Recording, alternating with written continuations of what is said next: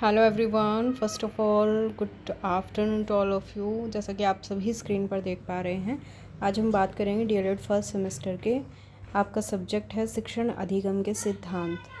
ठीक है, scoring subject है आपका, 50 मार्क्स का है। जैसे कि आपका बाल विकास और सामाजिक अध्ययन है, वो दोनों भी 50-50 मार्क्स के हैं। तो जो आपके 50 मार्क्स के पेपर हैं, स्कोरिंग पेपर, उन पर आपको बहुत ज़्यादा ध्यान देने की ज़रूरत है, तभी जाके आप एक अच्छा स्कोर गेन कर पाएंगे अपने एग्ज़ाम में। क्लियर सभी को?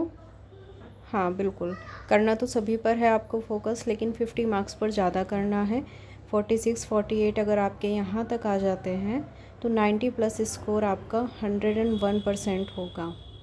क्लियर? हाँ, जो बच्चे नए जुड़े हैं जल्दी से सब्सक्राइब कर लेना, ताकि हर एक वीडियो की नोटिफिकेशन आपको टाइमली मिल सके। 80 तक के क्वेश्चन मैंने प्रीवियस वीडियोस में कवर करा दिए हैं। जिन बच्चों ने उन प्लेलिस्ट को वॉच नहीं किया है, जा कर के वो प्लेलिस्ट वॉच कर लें। ठीक है, और एक एक करके सभी वीडियोस देख लेना, सीक्वेंस में आपको मिल जाएंगी। चलिए फिर विदाउट एनी डिले स्टार्ट कर लेते हैं क्लास को। सभी बच्चे जल्दी से शेयर और लाइक कर दीजिए और कनेक्ट हो जाइए। 80 तक के हमारे क्वेश्चन हो ही चुके हैं, अति लघु उत्तरीय प्रश्न हमारे चल रहे हैं। 81 क्वेश्चन से स्टार्ट करेंगे। ये जो शिक्षण अधिगम और बाल विकास आपका सब्जेक्ट है, अगर आप सभी बच्चे इसको चारों सेमेस्टर में अच्छे से पढ़ते हैं तो आपके किसी भी टेट एग्ज़ाम में कोई भी प्रॉब्लम नहीं आएगी। क्लियर? और अगर यहाँ पर आप डील कर देते हैं पढ़ने में, तो फिर आप समझ जाइए कि फिर से आपको डबल मेहनत करनी पड़ेगी। ठीक है, तो सबसे अच्छा है कि अभी से अपना बेस बिल्कुल अच्छा करके चलिए देख लेते हैं। आ जाते हैं फिर क्वेश्चन पर। बहुउद्देश्य शिक्षण अधिगम सामग्री किसे कहते हैं? बहुउद्देश्य ऐसी सामग्री जो विभिन्न उद्देश्य को पूरा करती हो क्या कहलाती है? बहुउद्देश्य। जैसे कि ग्राफ, मानचित्र, चार्ट पेपर, मॉडल का यूज़ भी आप लोग कर सकते हैं, ऑडियो विजुअल एड का यूज़ आप कर सकते हैं। ठीक है, इनके प्रयोग से क्या होता है? इनके प्रयोग से देखो क्या होता है, छात्रों को रंग भरने, कला करने, आकार आदि का ज्ञान हो जाता है। क्लियर? आगे बढ़ते हैं। नेक्स्ट क्वेश्चन है हमारा 82। उत्तम शिक्षण अधिगम की कोई दो विशेषताएं लिखिए। तो एक तो बिना लागत के प्राप्त सामग्री उत्तम होती है, और दूसरी विषयवार पाठ के अनुरूप जो सामग्री होती है। सपोज़ दैट आप कोई टॉपिक पढ़ा रहे हैं कहानी से रिलेटेड, तो आप उसी तरह का मेथड यूज़ करेंगे। आप कोई एक्सपेरिमेंट से रिलेटेड कुछ पढ़ा रहे हैं तो आप उसमें एक्सपेरिमेंट का यूज़ करेंगे। तो जैसे जैसे आप टॉपिक पढ़ाते जाते हैं, विषयवार के अनुसार ही विषयवार पाठ के अनुसार ही सामग्री का यूज़ करना उत्तम माना जाता है। नेक्स्ट है फिर आंग्ल भाषा शिक्षण संस्थान कहाँ पर है? अब ये आंग्ल भाषा क्या होती है, सबसे पहली बात। ठीक है, इस चीज़ को आप मुझे बताएंगे कमेंट बॉक्स में कमेंट करके। मैं देखना चाहती हूँ कितने बच्चों को पता है जो हमारी आंग्ल भाषा होती है वो क्या होती है, किसको कहते हैं। तो कहाँ पर है शिक्षण संस्थान? प्रयागराज में। पूर्व नाम इसका इलाहाबाद है ही, सभी को पता है। आगे बढ़ते हैं। नेक्स्ट हमारा क्वेश्चन नंबर 84। उपचारात्मक शिक्षण किस प्रकार के बालकों के लिए उपयोगी है? तो जो शैक्षिक रूप से पिछड़े बालक होते हैं उनके लिए सबसे ज़्यादा यूज़फुल माना जाता है। नेक्स्ट है शिक्षण सूत्र क्या होते हैं? शिक्षण सूत्र वो होते हैं जिसके द्वारा शिक्षक छात्रों को प्रभावी ढंग से स्थायी ज्ञान प्रदान करता है। रेमंड ने कहा है कि शिक्षण सूत्र पथ प्रदर्शन करते हैं जिनमें सिद्धांत से व्यवहार में सहायता के लिए अपेक्षा की जाती है।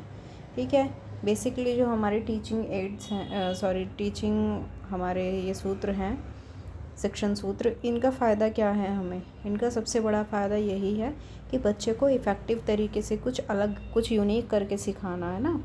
बस ये ना हो कि जैसे पहले हुआ करता था, टीचर सेंटर्ड एजुकेशन हुआ करती थी कि टीचर ने लेक्चर दिया और बच्चों ने सुना, फिर टीचर जो था क्लास में से चला गया। क्लियर? अब ऐसा बिल्कुल भी नहीं है। नेक्स्ट है फिर पुनर्बलन का क्या अर्थ है? पुनर्बलन देखो क्या होता है, रीइंफोर्समेंट बोलते हैं इंग्लिश में इसको। पुनर्बलन का मतलब होता है पुनः बल देना। मतलब बच्चा अगर कुछ अच्छा करता है उसे प्रोत्साहित करना, उसको शाबाशी देना, उसको वेल डन बोलना, उसको इस तरह के शब्दों से उसको प्रेज़ करना ताकि उसका मनोबल बढ़े। पुनर्बलन से बच्चों को मानसिक रूप से प्रोत्साहित किया जाता है। पुनर्बलन शिक्षण अधिगम प्रक्रिया को प्रभावी बनाता है। अब है एक तरफ संप्रेषण क्या होता है, वन वे संप्रेषण क्या होता है, जिसमें एक व्यक्ति अपने विचारों को दूसरे व्यक्ति तक पहुंचा तो देता है, लेकिन ये क्या होता है, प्रभावशाली संप्रेषण नहीं माना जाता है। ठीक है, कि उसको समझ में आया है या नहीं आया है, उससे उसको कोई मतलब नहीं है। क्लियर। नेक्स्ट है फिर प्रभावी संप्रेषण किसे कहते हैं। प्रभावी संप्रेषण में देखो क्या होता है, एक व्यक्ति अपने विचारों को दूसरे व्यक्ति तक पहुंचाएगा और दूसरा व्यक्ति जब उसे समझ लेगा तो उसी के अनुसार वो क्या करेगा, जवाब देगा, उसका रिएक्शन देगा। तो इसको बोलते हैं टू वे भी बोलते हैं प्रभावी को। ठीक है, तो किसी भी नाम से आपको ये पूछा जा सकता है। नेक्स्ट है फिर अपूर्ण संप्रेषण और प्रभावी संप्रेषण में अंतर क्या है। देखो संप्रेषण क्या होता है, हमारा कम्युनिकेशन। ठीक है, अपूर्ण और एक तरफा, अपूर्ण क्या होता है, एक तरफा, जबकि प्रभावी क्या होता है, दो तरफा, जिसमें कि दोनों ही पक्ष क्या होते हैं, एक्टिव होते हैं, सक्रिय होते हैं। सपोज दैट मैंने आपको कोई बात समझाई और आपने वो चीज़ समझ के उसे रिएक्शन दिया, तब जाके समझो कि हमारा जो कम्युनिकेशन है वो क्या हुआ है, प्रभावी हुआ है, टू वे हुआ है। क्लियर। नेक्स्ट है संप्रेषण संबंधी बाधाएं कौन कौन सी हैं। तो एक तो देखो क्या हो सकती है कि जो शिक्षक उच्चारण करता है वो स्पष्ट ना हो। ठीक है। दूसरा, बच्चों में रुचि ना होना और शिक्षक का हाव भाव स्पष्ट ना हो। जब कोई बात क्लियर नहीं होती है तब भी हमारा कम्युनिकेशन जो है इफ़ेक्टिव नहीं माना जाता है। नेक्स्ट है फिर इस उद्यान में पालक पौधे और पाठशाला बगीचा और शिक्षक माली होता है, ये किसने कहा है। तो ये कथन है फ्रेडरिक फ्रॉबेल का। ठीक है, और फ्रेडरिक फ्रॉबेल का कॉन्सेप्ट क्या था, इन्होंने क्या दिया था कॉन्सेप्ट, वो आप मुझे बताएंगे कमेंट बॉक्स में। नेक्स्ट है 92 क्वेश्चन, भाषा शिक्षण की मुख्य दक्षताएं कौन कौन सी हैं। तो इसे वैसे बच्चे ऐसे याद रखते हैं, इसकी ट्रिक होती है याद रखनी, सु बो प और ली। ठीक है, सु बो पली से इसे याद रखा जाता, सुनना बोलना पढ़ना लिखना। शिक्षण से तात्पर्य क्या है। अब देखो शिक्षण क्या होता है, शिक्षण का मतलब ही क्या है, नॉलेज देना। ठीक है, नॉलेज देना। शिक्षक शिक्षण द्वारा छात्रों को ज्ञान प्रदान करता है जिसमें छात्रों का सर्वांगीण विकास होता है। नेक्स्ट है फिर शिक्षण को त्रिमुखी प्रक्रिया क्यों कहा गया है, ट्राइपोलर प्रोसेस क्यों कहा है, और ये किसने कहा है। सबसे very very very important concept, इसके आगे कितना भी वेरी लगाओ पूछा ही जाता है ये। ठीक है, जॉन डीवी का कॉन्सेप्ट है ये, किसका है, जॉन डीवी का। और जॉन डीवी का एक कॉन्सेप्ट और है, लर्निंग बाय डूइंग। ठीक है, करके सीखना। अब इसके अंतर्गत 3 बिंदु आते हैं, ट्राइपोलर प्रोसेस कहा जाता है शिक्षण को। एक तो शिक्षक आता है, टीचर, दूसरा होता है शिक्षार्थी, स्टूडेंट, और थर्ड होता है हमारा पाठ्यक्रम यानी कि करिकुलम। नेक्स्ट है, यह कथन किसका है, ज्ञान किसी देश के सुख समृद्धि का आधार है। तो नॉलेज सुख और समृद्धि का आधार बनती है, ये कथन कहा है जॉर्ज वॉशिंगटन ने। नेक्स्ट है, उदाहरण प्रविधि की 2 विशेषताएं बताइए। तो उदाहरण से क्या होता है, एक तो वस्तु जो हमारी पाठ्य वस्तु है, जो हमारा टॉपिक है, जो हमारा कंटेंट है वो स्पष्ट हो जाता है, बहुत गम्य, मतलब हम उसे समझ जाते हैं, और तीसरा वो रोचक या इंटरेस्टिंग बन जाता है।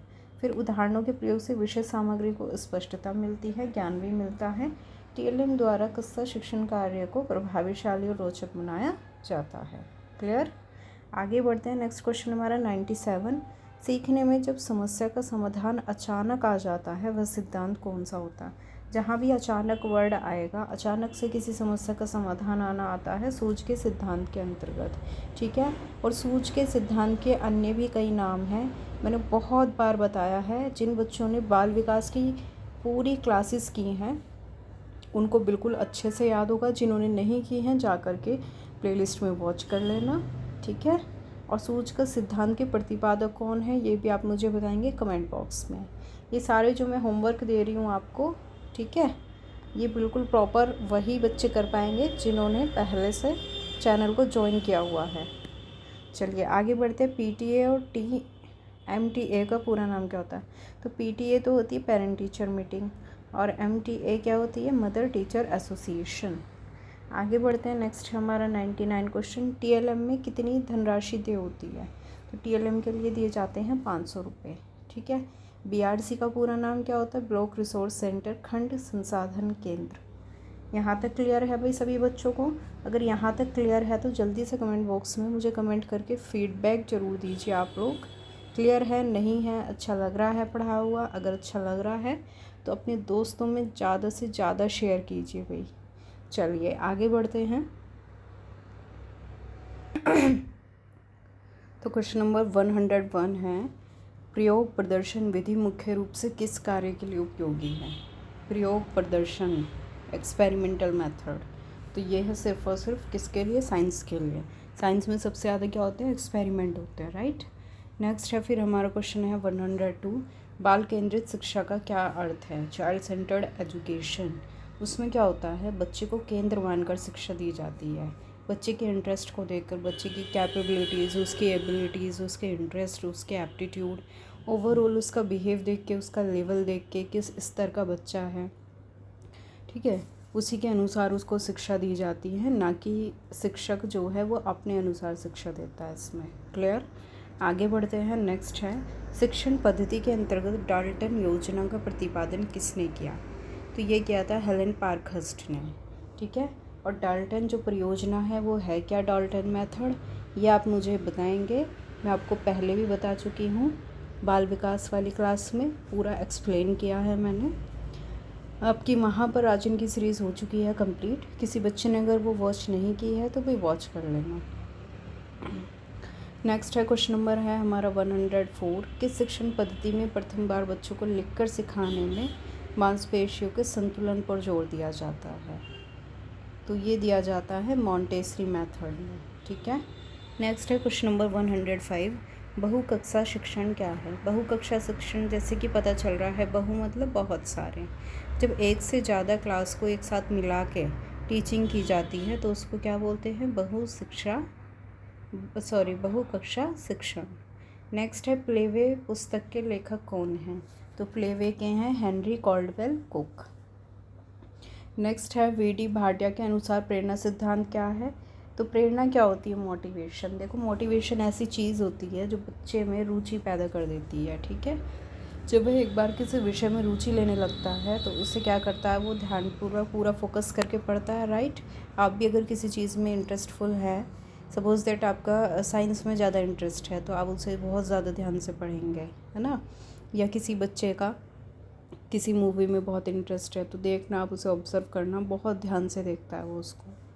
इसी तरीके से जिसका जिस भी चीज़ में इंटरेस्ट है तो उसका ध्यान उस तरफ जाता ही जाता है, वह उसमें ध्यान मग्न होकर कोई कार्य करता है। इस प्रकार सीखने का कार्य आसान हो जाता है, चाहे आगे वो कठिन हो। आगे बढ़ते हैं, अपेक्षित अधिगम प्रतिफल क्या है? ये इम्पोर्टेंट क्वेश्चन है आपका, रिपीटेड है, कई बार पूछा गया है। अपेक्षित अधिगम प्रतिफल, न्यूनतम अधिगम स्तर के अंतर्गत निर्धारित दक्षता की संप्राप्ति ही अपेक्षित अधिगम प्रतिफल कहलाती है, ठीक है। आगे बढ़ते हैं। क्वेश्चन नंबर नेक्स्ट हमारा 109, किन्हीं 4 शिक्षण सूत्रों के नाम बताइए। तो हमारे यहाँ एक तो सरल से जटिल की ओर, सूक्ष्म से स्थूल से सूक्ष्म की ओर, ज्ञात से ज्ञात की ओर, पूर्ण से अंश की ओर। ज़रूरी नहीं है कि आपको यही लिखने हैं, बाकी भी हमारे बहुत सारे सूत्र हैं, उनमें से भी आप कोई से भी 4 बता सकते हैं। क्लियर? नेक्स्ट है फिर, कहानी सुनते समय शिक्षक को किन किन बातों का ध्यान रखना चाहिए? सुनते नहीं, यहाँ पर है सुनाते समय, ठीक है। तो एक शिक्षक को ध्यान रखना चाहिए कि उसका संप्रेषण अच्छा हो, पहली बात, कि जो उसकी कम्युनिकेशन स्किल है वो अच्छी हो। ये नहीं कि आप बोले जा रहे हैं और बच्चा उसको सुन रहा है, समझ नहीं पा रहा, ना कोई रिएक्शन दे रहा है ना। तो ये होता है, कहानी सुनाते समय शिक्षक को ध्यान रखना होता है। फिर शुद्ध उच्चारण और स्पष्ट होना चाहिए। अगर आप किसी वर्ड की प्रोनाउंसिएशन को गलत करेंगे तो क्या होगा? बच्चों पर कैसा इफ़ेक्ट जाएगा उसका? नेगेटिव। और वो भी ऑटोमेटिकली उस चीज़ को, क्योंकि बच्चा, छोटा बच्चा क्या होता है? रोल मॉडल मानता है। टीचर को क्या मानता है? अपना रोल मॉडल, है ना। और टीचर के साथ साथ वो जो उनके बड़े होते हैं उनको भी अपना रोल मॉडल मानता है, और उन्हीं को अपना आदर्श मानते हुए वो क्या करता है? ऑटोमेटिकली उनकी कॉपी करके उनका बिहेव करने लगता है उनके जैसा ना।